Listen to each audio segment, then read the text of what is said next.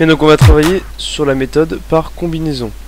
La méthode par combinaison consiste à combiner, comme son nom l'indique, les deux équations. C'est-à-dire qu'on va essayer d'appliquer un coefficient sur la première et un coefficient sur la deuxième, de façon, par exemple, à éliminer une inconnue, une des deux inconnues. Donc toujours pareil,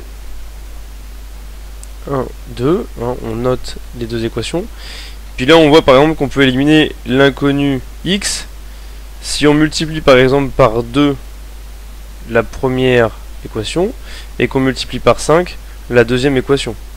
De fait, il y aura 10x, et ensuite il suffira juste de soustraire les deux équations, et on aura donc plus que l'inconnu y qui restera. Alors, on va y aller. Là, on va multiplier par 2, et là, on va multiplier par 5. Donc, conclusion, 5 fois 2, 10x.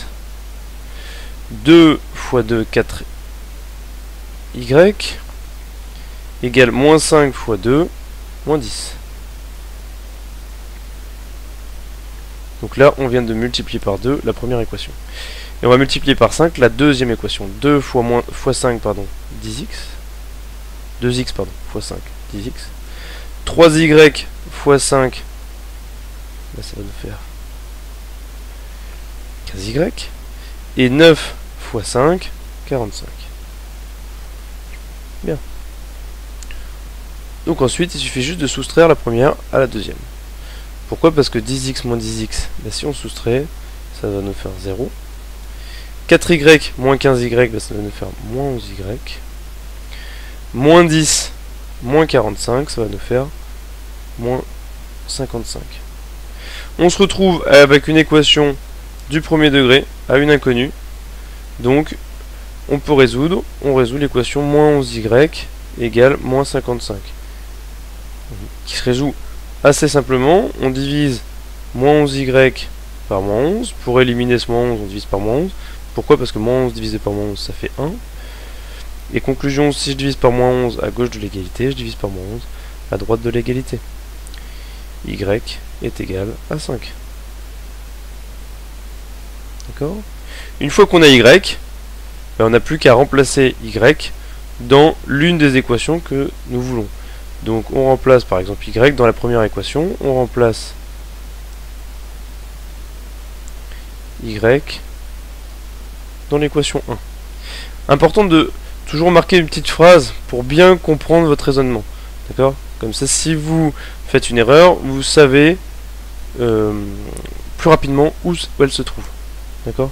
Et vous comprenez ce que vous avez fait. C'est pas une suite de termes mathématiques qui au final n'a plus de sens une fois que vous le perdez, hein, il n'y a plus de sens.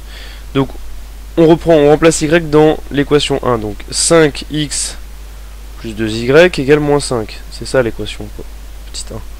Celle-là. Hein. Donc 5x, bah ça change pas. Plus 2 fois et y, on a dit que c'était 5.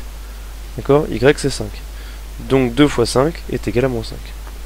Ça fait 5x plus 10 est égal à moins 5. Et puis il nous reste à résoudre cette équation.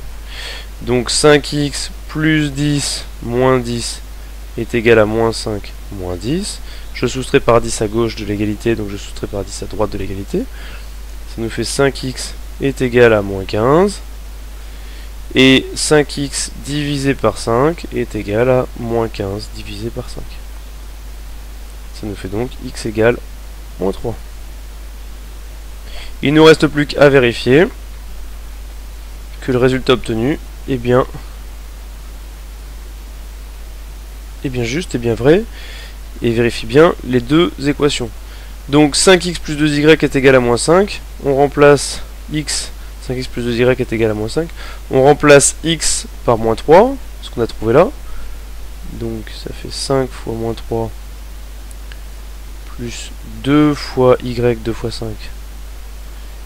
Et on calcule 5 fois moins 3, moins 15, plus 2 fois 5, 10. Ça nous fait donc moins 15 plus 10, moins 5. Et c'est bien ce qu'on voulait trouver, moins 5.